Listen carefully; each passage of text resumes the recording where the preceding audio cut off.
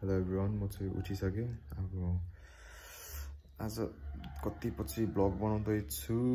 क्याल्सिनिक session पछि हल्का 3-4 दिन ट्रेनिङ गरेको छु। सो आजबाट राम्रोसँग ट्रेनिङ हानौँ भनेको। तर आजकल म अलिक हाइपरट्रोफीमा पनि ध्यान दिइरहेको छु नि त, फोर आर्म्सहरूमा अनि बाइसेपहरूमा अनि सोलरहरूमा। सो त्यसैले अझै पनि सोर छ। अस्ति हानेको थियो, हिजो रेस्ट लिएको थियो, तर आज पनि अलिक सोर नै छ। सोले चाहिँ स्किलमा कतिको एफेक्ट गर्छ मेरो हाइपरट्रोफी ट्रेनिङले। धेरै नपरिन्थ्यो, मिलाएर गर्दैछु म, धेरै इन्टेन्सिटी चाहिँ गरेको छैन, बिस्तारै लानु खोजिरहेको छु। सो या आज सर्ट एन्ड स्विट ट्रेनिङ हुन्छ होला। आजकल वेट गेन गर्नुको लागि नि अलिअलि बजाइरहेको छु खानाहरू, अलि बढी खान थालेको छु, डाइटहरू मिलाएको छु, मिलहरू। अब अहिले कति बज्यो, 9 बज्यो। सो म मर्निङ एक्टिभेसन हान्छु म, त्यसपछि फ्रेस भएर खाजा खान्छु।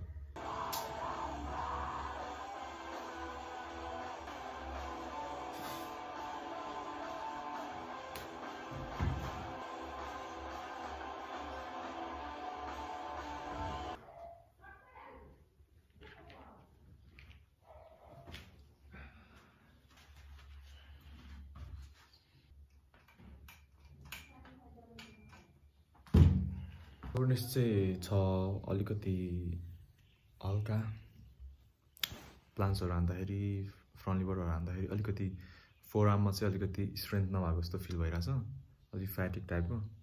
केही छैन, कति पछि ट्रेन हाने हो, सो अलिक टाइम त लाग्छ एडप्ट हुनुको लागि। त्यही पनि हाइपरट्रोफी धेरै बेरसम्म गर्दिनँ। आई थिङ्क 1 मन्थसम्म कि त 2 मन्थसम्म गर्छु, त्यसपछि फेरि प्योर स्किलतिरै लाग्छु।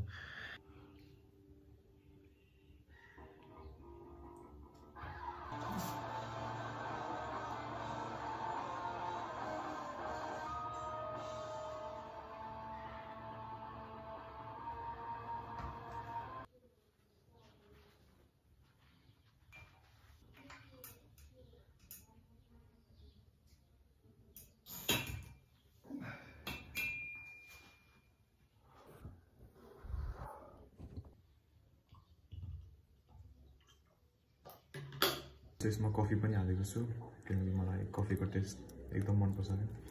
कफीको बास्ना, कफीको टेस्ट। यस्तो गरेर हेलो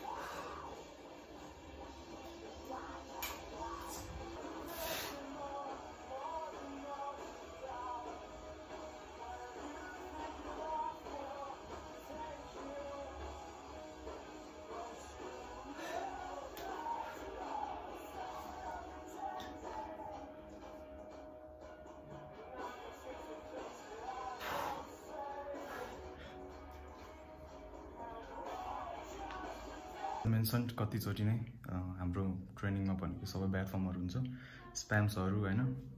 सो नोट द्याट है। फेज हुन्छ भोल्युम एन्ड स्प्याम फेज हुन्छ हैन। एउटा ब्युटिफुल चिजको लागि स्प्याम हान्नुपर्ने, भोल्युम हान्नुपर्ने, ब्याड फर्महरू हान्नुपर्ने हुन्छ क्या। सो अलि समय म ब्याड फर्म हान्छु, त्यसपछि अलि समयमा त्यो मैले जम्मा गरेको भोल्युम हुन्छ नि त्यसलाई कन्भर्ट गरेर ब्युटिफुल एन्ड क्लिन चिजमा चाहिँ। सो त्यसरी गर्नुपर्छ। ब्याड फर्महरूलाई हान्नलाई त्यो लजाउनु भएन, नराम्रो मान्नु भएन, आफ्नो इगो अलि डाउन गर्ने सकेसम्म हैन।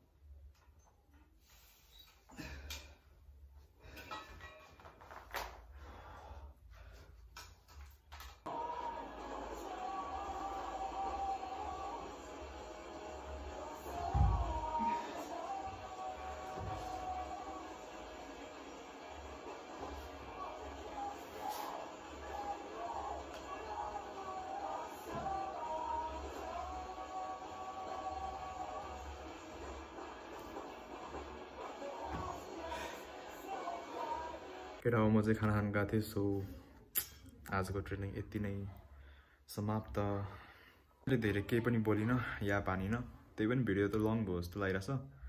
त्यही पनि इन्जोय गर्नु होला। मैले आज लिमिट ब्रेक गरेँ भनौँ न। पहिलाको बिस्तारै बिस्तारै ब्याक हुँदैछ, रिकभर हुँदैछ। फ्लोर कम्बोहरू पिवार्स त आई थिङ्क मैले मिट गरिसकेँ पहिलाकै। मेरो फ्लोर कम्बो अलमोस्ट आउँदै आउँदैछ। फ्रन्ट लिभर अझै ब्याक हुनु बाँकी छ। सो आई थिङ्क प्राइममा बिस्तारै बिस्तारै आउँदैछु। झन्डै फिङ्गर ट्रान्जिसन, त्यो close finger planks to normal pushup गर्नुको लागि झन्डै बुढी अम्ला गएको। अब अहिलेलाई एउटा नै हान्दिनँ, केही पनि फिङ्गर कम्बोहरू सबै नर्मल टाइपको नर्मल ग्रिपमै हान्छु। अनि नकल प्लान्ट्सहरू हान्छु। सो या आजको भिडियो यतै समाप्त। बुम। लाइक, सेयर, सब्सक्राइब हान्नु नबिर्सिनु होला ल, र कमेन्ट हान्नु नबिर्सिनु होला।